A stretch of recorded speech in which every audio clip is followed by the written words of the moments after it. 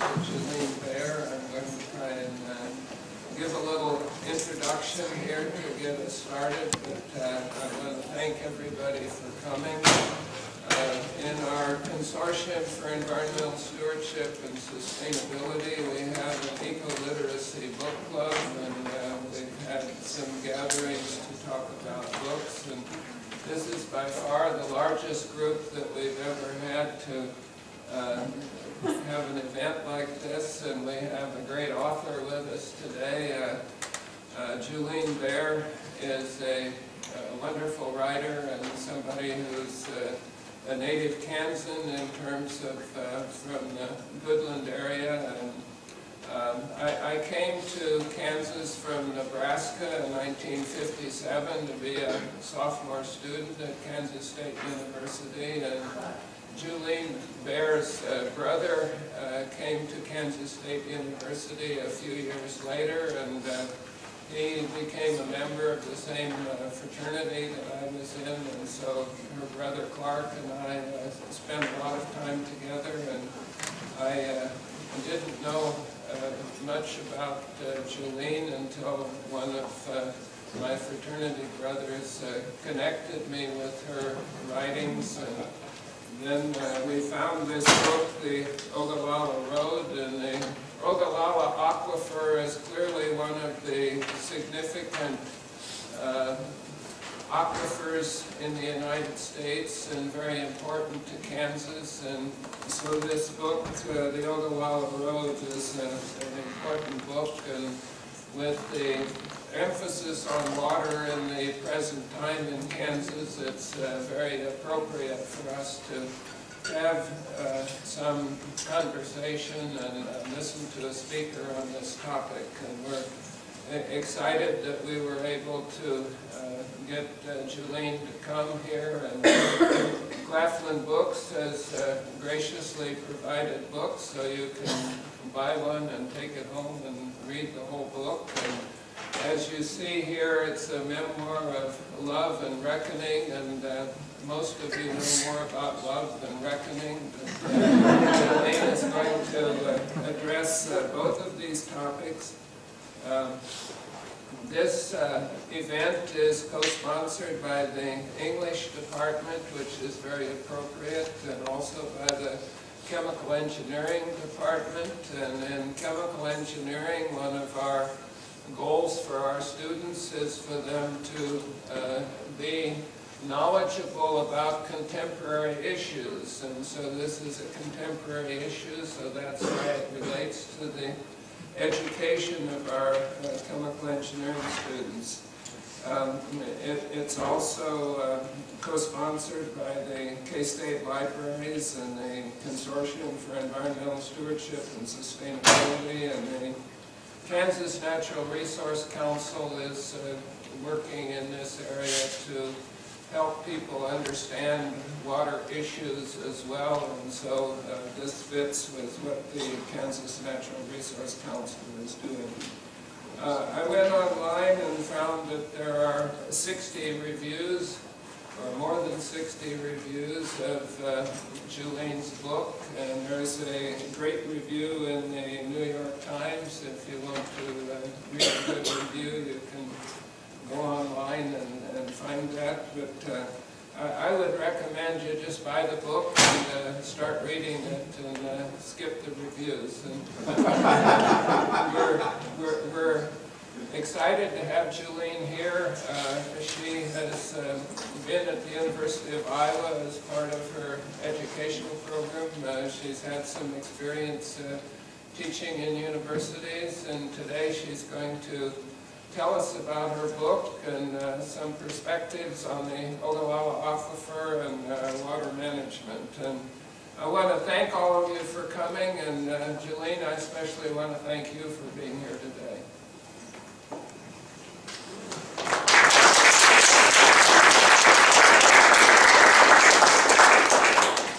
Hello, can everyone hear me all right? Well, It is I who owe you the thanks, Larry. It was wonderful that you invited me, and I'm amazed how things work out in life. My brother passed away in 1988, and recently I was contacted by another of his fraternity brothers, and it's because of that contact. My older brother is still looking out for me posthumously and making connections for me in the world, and I really appreciate that.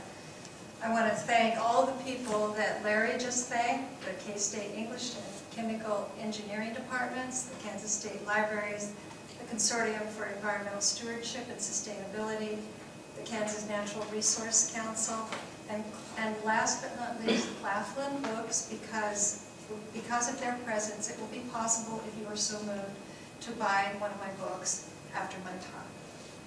I come to this topic from a very personal angle, as the daughter of a Western Kansas farmer and the granddaughter of two other Western Kansas farmers. This is my father when he graduated from Colorado State University. This would have been about 1934.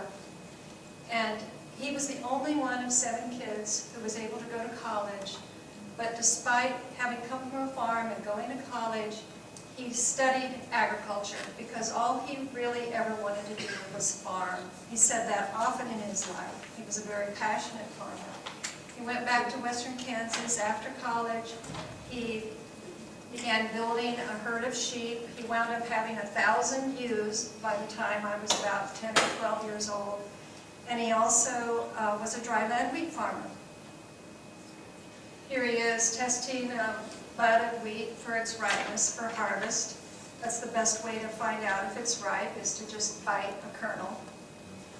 And he was what we call a dryland farmer, which Walter Prescott Webb, a very well-known Great Plains historian, defines as the science of farming where rainfall is deficient. In our case, the rainfall was about 17 inches a year. And all the farmers in that area were expert at maintaining the moisture in their soil. They would fallow their ground every other year. They would leave enough cover on it that the moisture would be contained as long as possible before they had to prepare the seed bed, and so on. And he was a prosperous farmer, and so were most of our neighbors. And that's sort of a myth that dryland farmer is just sustenance, you barely get by. We were doing quite well.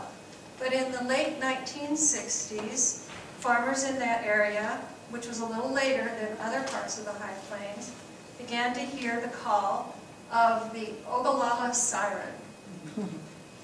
I love this oil painting by Nancy Marshall, who lives in Lawrence, Kansas, because it depicts the enticement of the aquifer for farmers, and also the bounty of the water, and how truly, what a beautiful resource it is. In her left hand, she's holding a glass of water, and in her right hand, that is not a straw hat, that is a hamburger. Okay?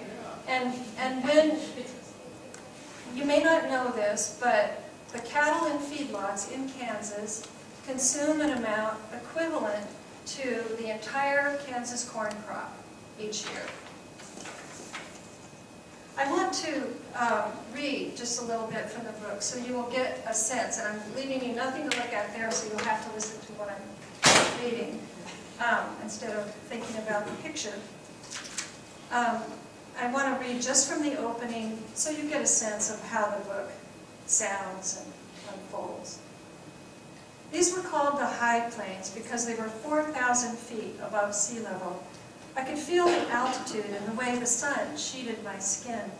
It was like standing too close to a fire with no means of escaping, unless I dashed back to the car and switched on the air conditioner.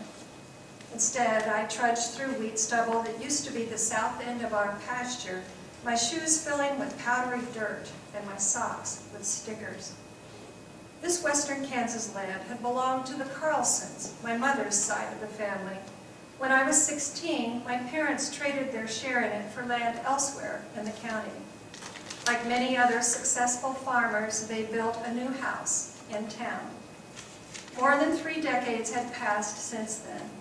Although I knew there wouldn't be water in the creek here, I wanted to walk down its dry bed as I had in childhood picking up every shiny piece of agate I saw, hoping to discover an arrowhead.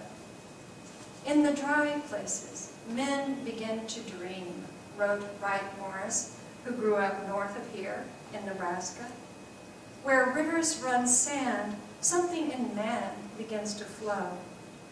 I thought I knew exactly what he meant. The sandy beds of dry creeks unfurl evocatively into the beckoning distance, inscribing their faint script over the land. They entice the exploring spirit. But when I arrived at the Little Beaver, I discovered that the creek was now nothing more than a depression. Runoff from all the newly farmed pasture land had filled it with silt. Weeds grew where there had once been smooth sand, vacant and pinkish tan. In my childhood, the sand had poured sensuously through my hands, each granule having its own color, shape, size, sheen. Our sense of beauty is a survival instinct, telling us that a place can sustain us for generations to come.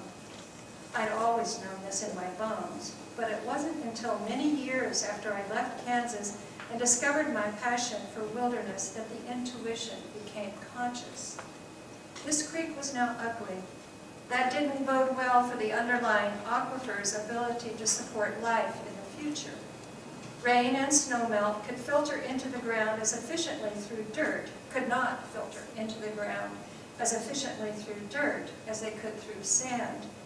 And sandy creek bottoms were critical to the meager half-inch of recharge that the aquifer received each year. It needed all it could get because irrigation farmers were allowed to pump 40 times that amount. At least the north end of the pasture remained in grass. Standing here as a child, I often pretended that this was the original Kansas, pre-us. The low-growing grass stitched itself over the ground like a woolly tapestry, accented, especially in the spring, by other pastels. Blue grama grass, apricot mallow, the yellow and cream waxen blooms of cactus and yucca. Prairie dogs chirped alarms from mounds of whitish clay, and meadowlarks sang from their perches on yucca spires, their notes climbing and dipping like winding ribbons. Instead of cows, I imagined buffalo grazing the hills. The grass had been named after the buffalo because millions of them once thrived on it. We called this our canyon pasture because the creek had carved some cliffs into the otherwise smooth terrain. The canyon was really no more than an interruption in the earth, as my mother called it. But it was the wildest topography in this part of the county. The Little Beaver made a horseshoe turn here. Our old windmill stood on the spit of land formed by the bend. When I paid visits to the canyon as a child, my father's ewes and their lambs would be drinking out of the low troughs.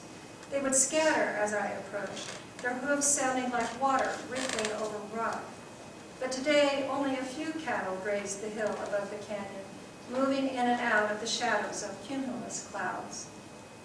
I used to climb the windmill and sit up there for what seemed like hours, transfixed by the shadows. They might have been cast by lily pads or boats on the bottom of a lake. From that height, I could also see our big house's red roof rising above a shelter belt of elms. But if I climbed the windmill's narrow ladder today, I knew too well that I would not see our roof or even the trees. My grandfather Carlson had built the house high on a knoll, moving the microphone, with stately trees and a huge red barn beside it. It had been a landmark, visible for miles around. Now, it was as if all evidence of our existence had been erased by the wand-like arm of the center pivot irrigation sprinkler I parked beside. Like all the sprinklers that circled these plains, this one was made from a quarter-mile of pipe strung between steel towers. Along the pipe's length, hoses hung down with spigots on the ends, spraying a uniform mist over a 130-acre circle of 6-foot-tall, fully tasseled corn. I could hear the pump engines growl, pulsating on the morning's mounting heat. It hadn't been like this in the mid-60s when I left this place. It had been quiet then. But now, in this second year of the new millennium, you couldn't escape that sound on the high plains. Our current farm, only about 10 miles from here as the crow flew, was no exception. We had 5 irrigation wells, some of which ran all day and all night during the growing season. We drew the water from the most plentiful source of groundwater in the country. The Ogallala Aquifer was the hope and promise at the center of the nation, the source of life that had made habitation possible for millions of years before the words United States, or any words for that matter, had been coined. On geologists' maps, it was roughly the shape of a tornado, wide at the top where it lay under parts of South Dakota, Wyoming, and Nebraska, and narrowing to a funnel in Texas, where farmers had been irrigating longest. The maps indicated depletion rates in colors ranging from blue in much of Nebraska, where water was still plentiful, to brown and almost black in some parts of Kansas and North Texas, meaning gone, pumped dry, or at least to below usable levels. Those dark freckles of high decline were spreading like cancers, gradually enlarging and taking over hundreds of square miles. I need to find my gear. I had a clicker. I might just have to resort to this. There it is. Okay. Most of you have seen maps of the Ogallala Aquifer. This gives you a sense of how huge it really is. It is the largest aquifer in North America. But I prefer this image because it shows us a more fundamental reality about the aquifer. There are no man-made boundaries here. There are only the very real boundaries of where the water lies. And it shows this as a circulatory system, one of the major circulatory systems of the planet. The aquifer supports about 2 million people who really, when you think about it, are not so much citizens of Kansas or Nebraska or Texas as they are citizens of the Ogallala region. They're totally dependent on this water that lies underground, and the only water that comes to the surface in that area comes out of the Ogallala Aquifer. I said habitation in that reading, meaning wildlife habitation for millions of years. As far as humankind, the aquifer has supported people going all the way back to the Clovis culture 20,000 years ago and to Folsom culture 13,000 years ago, and continuously ever since then. The aquifer was given its name by this gentleman, who was a government geologist who came out to this part of the country to survey the area. And this would have been in 1898. And near the town of Ogallala, Nebraska, he discovered an outcropping, which was the Ogallala geologic formation. And so he named it after the town of Ogallala. But the town Ogallala had been named after the Ogallala Sioux. And that word in the original Sioux or Lakota language meant spread throughout. And I've also heard the definition, she poured out her own, which is another beautiful definition. And it seems appropriate in the case of the aquifer because, like the Lakota people, this aquifer is spread throughout a huge region, and it pours out its own for those 2 million people who live there. Here is one of the irrigation engines. This is not actually on our farm, but the ones that were on our farm look exactly like this. On our farm alone, we were pumping 200 million gallons a year, on average, out of the aquifer. And that was only a fair to midland amount, because we were only a fair to midland size farm. There are many farmers who have many more irrigation wells than we did. Each year, farmers on the high plains pump 19 million acre feet out of the aquifer, and that is half again as much water as flows down the Colorado River, which brings water to 40 million people. But the Colorado River is a renewable resource. because the glacier melt feeds the river each year, whereas the aquifer is just barely renewable. It only has that 1/2 inch of recharge each year, so we're definitely depleting it. Here's a map like the one I mentioned in that reading. It doesn't use the same colors, but it depicts the amount of drop we've seen or decline in the amount of this, what they call the saturated thickness of the water in the aquifer. And you can see those hot spots, they're gradually, there's only usually a saturated thickness of around 200 feet in Kansas, Oklahoma, and Texas. So you're seeing, when you see a 150-foot drop, you're getting near the bottom. The aquifer has been in the news a lot lately because of these ongoing declines, and also because of the serious declines we were seeing during the recent drought years. Drops of 2 to 3 feet, when traditionally we've been seeing more like 3/4 of a foot, or maybe 1 foot. Here's a picture of the house I would have seen if I had been able to, if it were still there, and I could have seen its roof if I climbed the windmill that day. Here's my mother, who made our yard into a veritable oasis using Ogallala Aquifer water. So we had a family there with a variety of livestock, everything from sheep to cows to pigs to ducks to chickens, and many different forms of wildlife that we had captured and tamed, and dogs and cats and kids, and a variety of crops. And this is what you would see if you went there today. It's a monoculture of corn. That's a little bit hard for those of us who grew up on those farms to see these days. Here's an image of grass and sky that I would have seen if I had stood in the, back in my childhood when I stood in the pasture valley and looked out and imagined the land pre-us. And that is sort of my baseline in nature. I'm hearing a lot these days about the idea of a baseline in nature. The more we decimate the natural world, the smaller these plots of original native grass become, the fewer wildlife that we are able to witness. The less dramatic the landscape in its natural state becomes, then the more diminished our baseline in nature becomes. And that's sad because people who didn't grow up with a sense of the immensity and the beauty then are not quite aware of what is at risk, as they would be otherwise.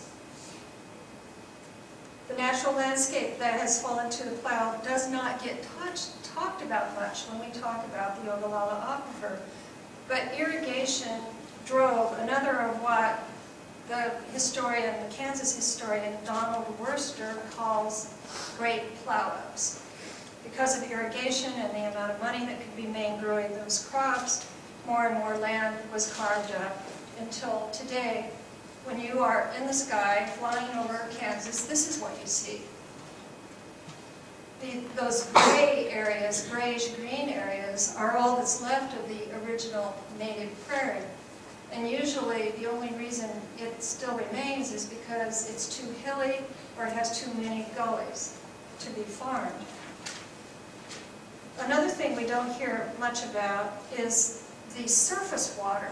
When we talk about the depletion of the Ogallala Aquifer, very few people talk about what the pumping has done to the amount of surface water which used to flow in that part of the state. Surface water was rare and precious always in that part of the state because it's semi-arid. But anyone who lived there treasured those places where they could go fishing or they could go wading. Here's a picture of me about 12 years ago wading in the Republican River, what is left of the Republican River. When John C. Fremont came through, and this is northwest Kansas, when John C. Fremont came through to explore the area in 1843, that river was 40 feet wide and 4 feet deep. But because of irrigation, we are now seeing flows more like this. My brother used to go fishing in the Sherman County State Fishing Lake. It was a reservoir on the Smoky Hill River. That that reservoir is completely dry now, bone dry. I've talked to old timers who used to go ice skating on Smoky Hill River ponds. I've talked to farmers who captured the catfish as the Sherman State fishing lake was going down and put them in their tailwater pits. But farmers who irrigate don't have tailwater pits anymore. That was the flood irrigation that we used to have. Now we have sprinkler irrigation, so we don't have tailwater anymore. I personally witnessed catfish a foot long swimming in a pond about the distance from here to that back wall, and maybe from here to that wall.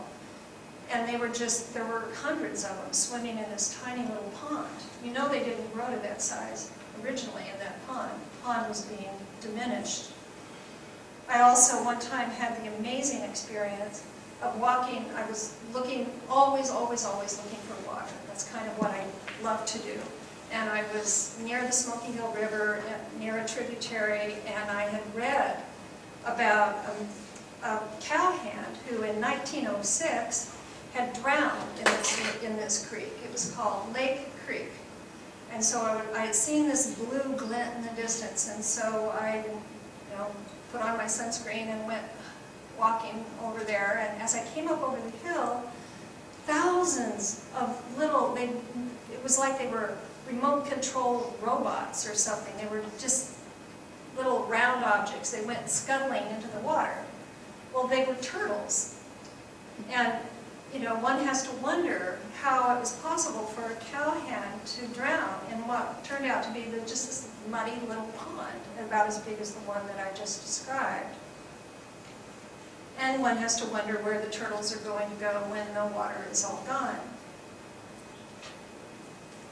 There have been, at the time I began researching this book, about 700 miles of Kansas creeks and rivers in western Kansas have dried up.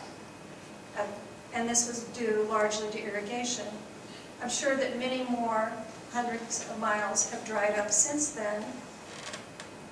Here is an image of a pond, and this is really, I apologize for the quality of this image, but I couldn't stop myself from showing it to you. Because about 12 years ago, I visited this place. It's called Big Springs. It's on the Middle Beaver Creek in Sherman County.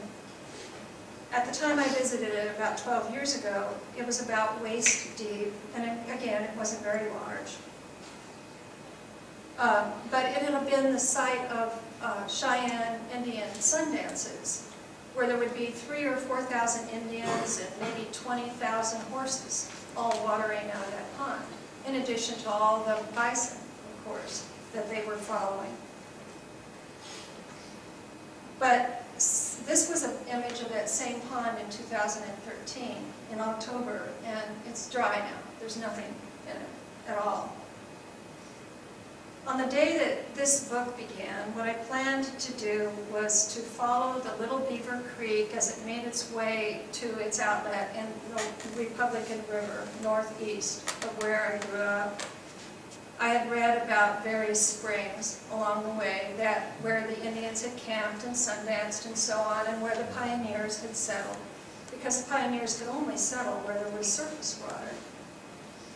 Well, I did find a spring that day. It looks something like this. This is not the actual spring. Given it's not very impressive, but it's amazing when you think that this is a dry area and that water is coming to the surface, bubbling to the surface of its own accord out of the aquifer. And I was really pleased to find it because it told me that at least irrigation by my family and the rest of our neighbors and so on had at least not as yet dried the surface of every last drop. So shortly after discovering that pond, I climbed out of the creek bed and it was a very hot August afternoon, in order to sit in the shade of a cottonwood tree. And this is happening on about page 10 of the book. Okay, so the book goes on to tell the story. As I was sitting there, I heard this familiar clanging noise, and it was the sound of a pickup pulling an empty metal stock trailer down the hill. I thought, oh boy, great. Here I am, I'm trespassing, and I'm going to have to deal with this probably some yokel out here who's going to be mad at me or whatever. And so out of this truck steps this man who, after we had talked for a little while, said, "I know who you are. You're the woman who wrote that book." And I had written a previous book called 1 Degree West, Reflections of a Plains Daughter. And he had liked that book so much that he had considered writing to me through my publisher. Okay, well, this was very surprising, to say the least, because as far as I knew, the only people who in that area who'd ever read my book were one second grade and one freshman English teacher. And my mother, right? And so we began an exchange of correspondence, and before long, a relationship developed. I tell you that story to let you know that this is, in fact, a very personal book. It unfolds like a novel, mostly in dialogue. It tells the story of that relationship. And what drove me in that relationship was the fact that I thought that through this man, I might be able to come back to western Kansas and farm our land in a way that was more sustainable.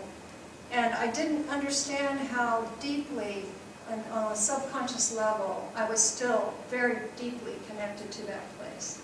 I left it at 18 in order to go off to San Francisco. It was 1967, you know, and here I was all these years later, yearning to come back home. And I just had no idea how intense that drive would be. But I'm not going to talk, and this story is also about my relationship to my family and my family's relationship to our land. And I'm not going to talk any more about that today. I want to get back to the aquifer. In the mid-1980s, I went back home and lived there a while, and I farmed with my father. I had a baby son at the time.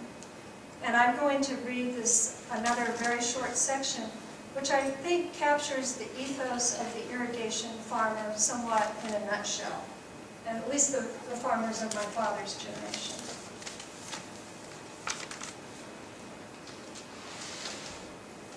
When I wasn't training a John Deere's chrome arrow on some fence post or distant patch of weeds, I was one of my father's floodmen. He would eventually convert to center pivot sprinklers, but when I lived there, we were still irrigating mostly out of huge pipes laid along the tops of the fields. Each summer morning and evening, I would belt Jake into his car seat in the blue Chevy pickup Dad had bought me for both farm and personal use, and drive out to the corn. As I knocked the floodgates open, the water would gush out in beautiful arcs, and with such force that if I tried to slice my hand through it, my arm would be thrown back. To direct the water into the furrows, I placed socks, tubes of woven plastic mounted on wire hoops, over gates in the pipe. I had not yet seen any of the maps that would later trouble me. No brown blots where the aquifer had been exhausted. All I had to go on was a gut feeling. I knew we couldn't draw that much water from the ground and expect it to keep flowing forever. What would we do when we ran out? What would the next several thousand years of High Plains inhabitants do for water? As I lay in my bed at night, the backs of my lids strobing with images of all the rows of corn I'd driven past that day, and of silver water snaking down each furrow, the incessant growl of the pumps plagued my conscience. The big truck engines, converted to run on natural gas and mounted on concrete pads at the edges of the fields, seldom stopped, even at night. The water didn't belong to the farmers, although most of them seemed to think it did. The state allowed us to use it, but only up to the limits of the rights granted to us. Many farmers, however, didn't even bother to fill out forms reporting how much water they used. Dad was apparently among them. One day over dinner, he fished a letter out of his lunchbox and handed it to me. It was from the Kansas Water Office, informing him that from now on, farmers would be fined for not reporting. We didn't know how much water we pumped that year. The water office hadn't made us install meters yet. So the only way to figure it out was by using the bills that the utility company sent for each engine. Dividing the total gas usage by an estimate of how much the engines used in 1 hour, we could estimate the number of hours we pumped, then multiply by the engine's pumping rates. Dad said he tried to do all this himself, but he couldn't get his old dog to do the numbers. I can still see the utility bills scattered over my kitchen table I remember how confusing it was to discover that 2 of the wells shared a gas meter. But mostly, I remember my shock when I totaled the numbers. We pumped 139 million gallons that season. Even though we irrigated more than 700 acres at the time, half of that amount went on to our 80-acre cornfield. That was more than 4,000 gallons of water for every bushel of corn we'd harvested. Hoping to prove that irrigated corn wasn't really profitable, I suggested I do a spreadsheet computing the cost of labor, fuel, depreciation, chemicals, seed, property taxes, everything. Go ahead, Dad said, compute your heart out. The conclusion I reached, we barely broke even on corn until I factored in the subsidy check, which put us $10,000 in the black. Are you satisfied? Dad asked. No, they're paying us to throw away water, and it's so irrational. The only reason people out here grow corn is because of the subsidies. But there's a corn surplus. The more we grow, the lower the price, so the more subsidies they have to give us. It's a vicious circle. That might be true, he allowed, but if the government paid Midwestern corn farmers to the east of us to grow corn, it wouldn't be fair to draw a line down the middle of the country and separate our poor, dry, old plains asses from those lucky so-and-sos who get rain. I sighed. Don't despair, Dad said. Big Daddy will put the plug in before it's too late. By Big Daddy, he meant the government. He had faith in this. It was the government's job to look out for the general good, preventing any serious harm individuals might cause in the pursuit of private gain. In his lifetime, he'd seen the feds bust trusts, protect unions, and protect the environment with clean air and water laws. The farm program dictated many of these practices. In return for his subsidy checks, he had to leave a certain amount of organic matter on the surface. He'd been required to terrace his hillier lands. The Soil Conservation Service, set up in FDR's presidency, enforced these measures to prevent our topsoil from abandoning itself to water erosion, or the wind from picking it up and dropping it on Oklahoma, as it had done during the Dust Bowl. Big Daddy always had his hand in, and he would certainly reach in and do something before the water was all gone. In the meantime, my daddy would raise his brows, cock his head at me, and smile with overstated cheer. Until then, I got mine. My dad would say that type of thing just to get my goat, you know, and he usually succeeded. He usually got a really good reaction out of me. But really, in fact, he did expect Big Daddy to step in, and he was okay with that. It was just until that happened, my computer did something weird. I think I pressed some buttons. Until that happened, however, he was going to do what any business person will do and work within the parameters of the law and within what our society dictated as ethical, as fine. I'm not quite sure. That's okay.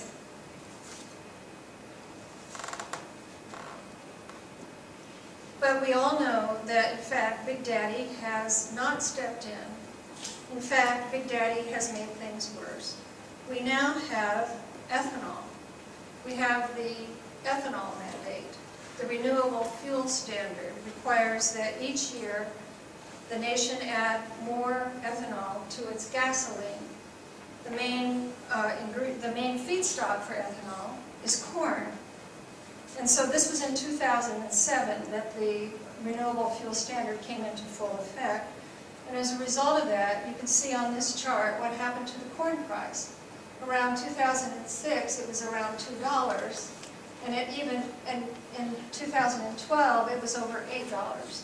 Well, you can imagine what that's going to do to farmers' incentives as far as growing corn.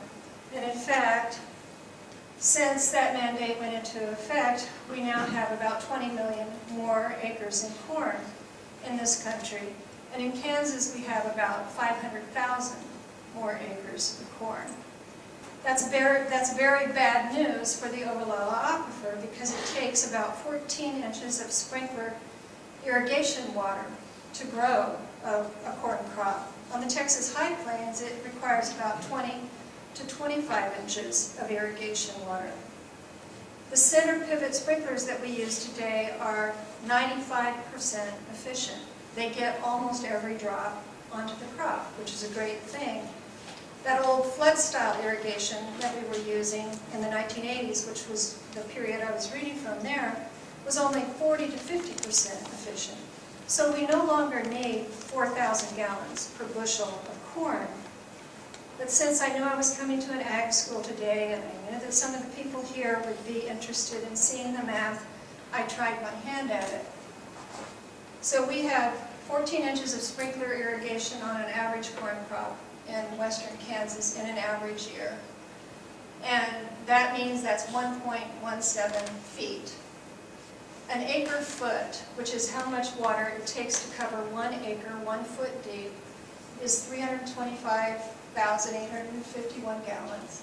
So that means that we're putting over 381,000 gallons on. You divide that by the number of bushels per acre. 200 bushels per acre is not a fantastic corn crop anymore. It used to be a really fantastic corn crop. That is about 1,900 gallons per bushel that we are putting on. That's still a lot, and it's insupportable now that almost all experts agree that it takes almost 1 gallon of fossil fuel to make a gallon of ethanol.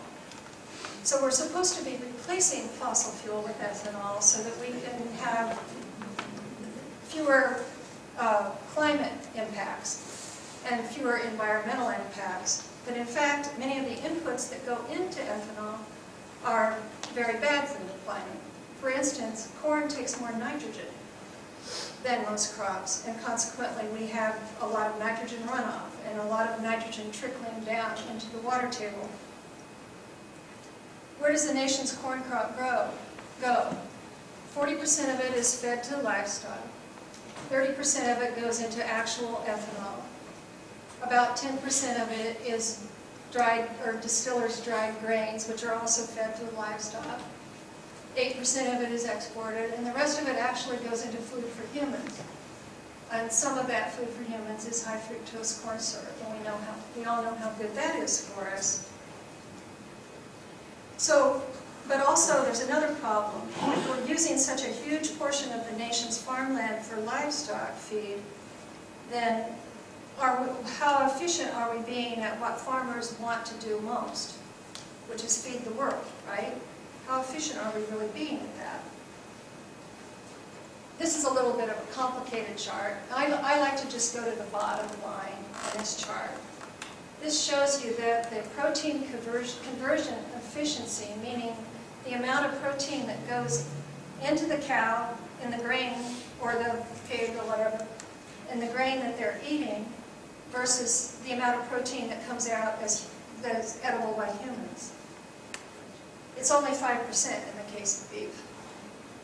So we're not really being very efficient in feeding the world if we're reducing the amount of protein that's in a grain down to that level.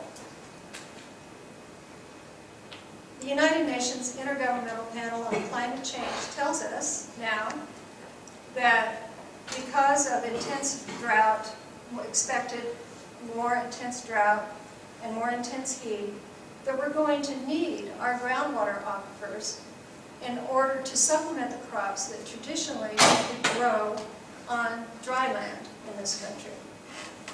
So if we're going to use up this aquifer growing corn, what we're really doing is impacting the world's ability to eat in the future. Because we may not be able to pull a wheat crop through a drought without supplementation from the Ogallala Aquifer, in which case you might need 1 or 2 inches to pull the wheat crop through, versus the 14 or 15 inches you might need to pull a corn crop through a drought. I'm sure that many of you are familiar with this Kansas State University study. It made a lot of news, nationally even, because the numbers that we've heard from them were quite alarming. That we have used up 30% so far of the water in the Ogallala Aquifer, and in another 50 years, if we continue at the present rate, we will use up an additional 40% of the aquifer. The authors of that study also did these charts showing different outcomes if we were to, beginning today, cut back our use of the aquifer water by these varying percentages. I like to look at the top one, and that's probably the only one I can have time to talk about today. But you can see that with drastic cutbacks of 60 to 80%, we would wind up with an indefinite water supply for basically all time. We would have water. That study also informed us that we have this opportunity right now to do something about this, and that it will impact the future sustainability and livability of western Kansas. And the time to act will soon be past, they warned.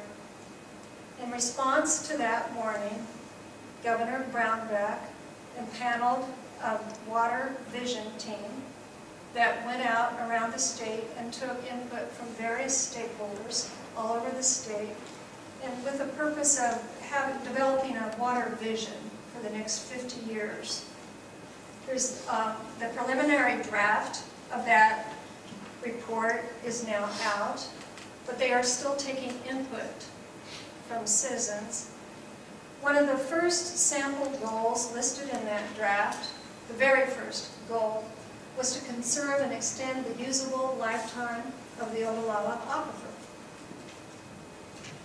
Yet, in the plan's examples of specific measurable goals, they call them, it suggests only this: achieve a 20% reduction in total consumptive use in the Ogallala Aquifer by 2065. Well, by that time, that's 50 years from now, by that time we'll be down by 70%. So we're only supposed to achieve a 20% reduction in withdrawals from the aquifer. That's really a very meager goal. A cutback like that would, well, here's what the K-State study. A reduction of 20% today would cut agricultural production to the levels of 15 or 20 years ago. But it would extend the time of peak agricultural production to the 2070s, whereas right now, peak agricultural production is predicted to be in 2040. That's cutting back today, not 50 years from now.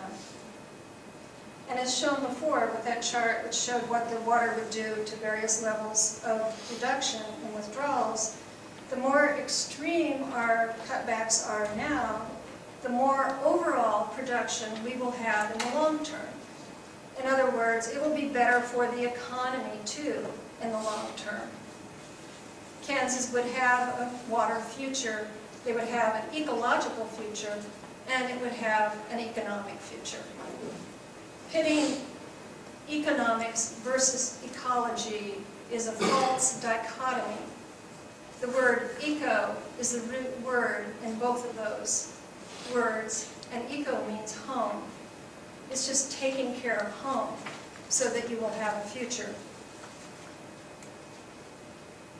The drafters of the water vision are thus far obviously more interested in the near term, and that is understandable given the political and economic forces that are at work right now.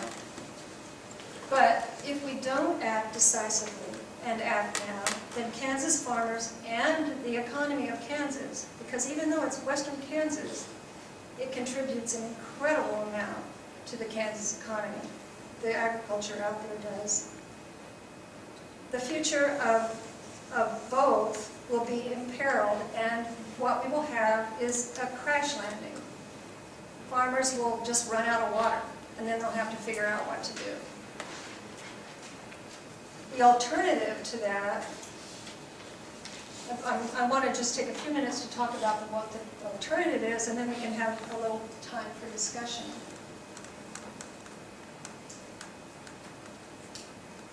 One of the things that the vision plan talks about a lot is trying to find partners.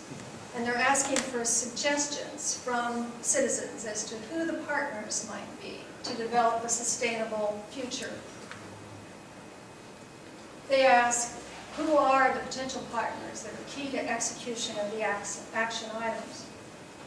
Well, given what I've told you today about the federal government's role in ethanol and the farm program and the production of corn, who do you think a potential partner might be? The federal government is not even mentioned in the plan, yet they are the main driving force in what's causing the production of corn to draw down the levels in the aquifer. What do I think should happen?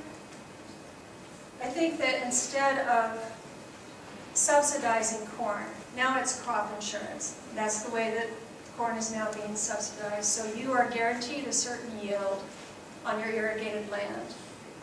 Instead of guaranteeing that, I think the government should finance a return to dry land, agriculture, and to grazing, and to natural grasslands. Because that's where we're headed regardless. There's no way around it. I don't think you can probably find an irrigation farmer that doesn't know this and won't admit it.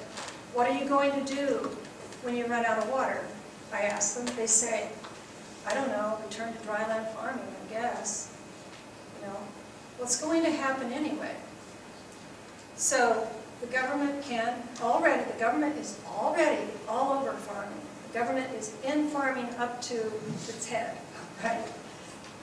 What can the government, so the government, instead of the taxpayers paying to drain the nation's largest aquifer, the taxpayers should be paying to preserve the nation's largest aquifer. And we should eliminate corn as a feedstock in ethanol. And if you think that is unreasonable and unlikely and just can't happen, it might be interesting to know about a bill that was presented in Congress, or excuse me, in the Senate last year. It was a bipartisan bill called the Corn Ethanol Mandate Elimination Act, which would remove corn as a feedstock for ethanol. It was co-sponsored by Tom Coburn, a Republican from Oklahoma, and Dianne Feinstein, a Democrat from California. And it will be put up again in this next session. Oklahoma, interestingly, is an aquifer state. Okay, it's also an oil and gas state.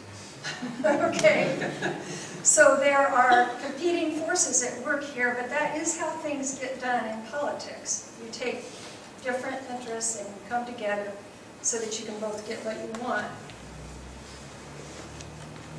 So I want to show just one or two additional, or actually 4 additional images. There was this one you saw, me wading in the Republican River, which was much diminished 12 years ago. Here's one of me last October in that same river, very near to that same place. The bottom is super squishy, so I don't know. It's going to have to be fast.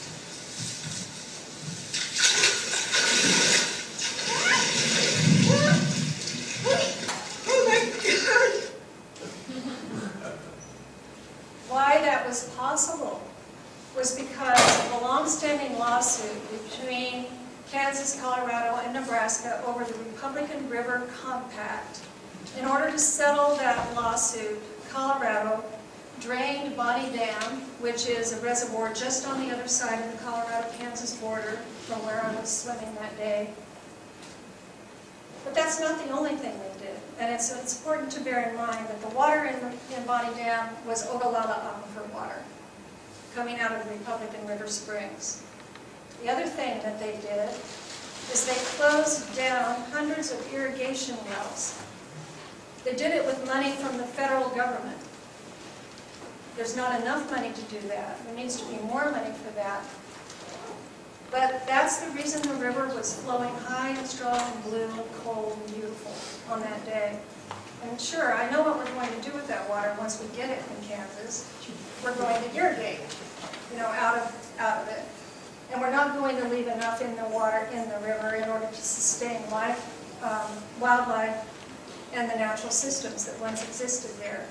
But still, it's an image of what can happen as a result of closing down or of farmers being paid to retire their water rights. So I'm going to end on that note. And I did want you to see this information in case you were moved to communicate to the water office, who is asking for our input about what you would like to see happen with the vision plan that is going to be finalized in November.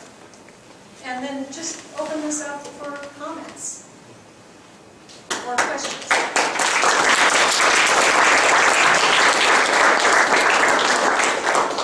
Thank you very much. Are there questions or comments?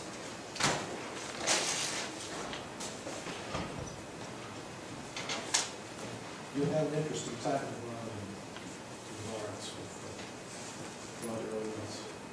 Yeah, well, tomorrow there's a symposium in Lawrence, and actually people who I will be meeting with there, I'm not sure who all they'll be, but there'll be quite a few environmentalists. There'll be some scientists talking about the aquifer as well. When I'll have an interesting time is when I go to Fort Hays State in November, because I'm getting more into the western part of the state at that point. Well, I suppose what we're really short of is cheap water. Our water is more valuable now, but we want to get it as cheaply as we did maybe 20 or 30 years Yeah, and ago. a lot of people who write books about water talk about how our water is too cheap. We're not paying enough for it, therefore we don't value it enough.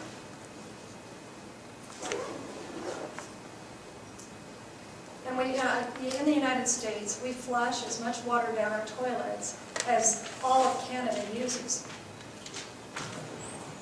And it doesn't really make sense to flush treated, clean water down our toilets. We should be recycling water to that purpose. Recently, our toilets now are like, what, 1.5 gallons of flush instead of 3.5. Right. We flush less down our toilets these days. I would love to hear your comments, even if you disagree. I know there's people in here who probably do disagree. So.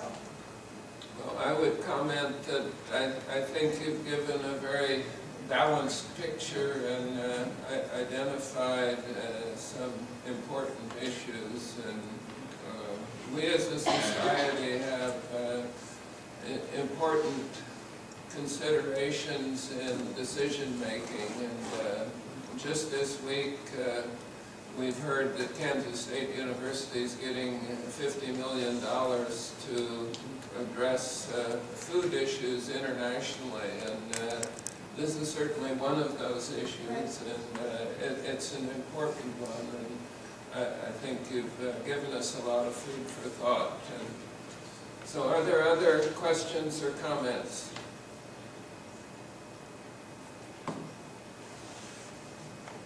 If not, let's thank Julene.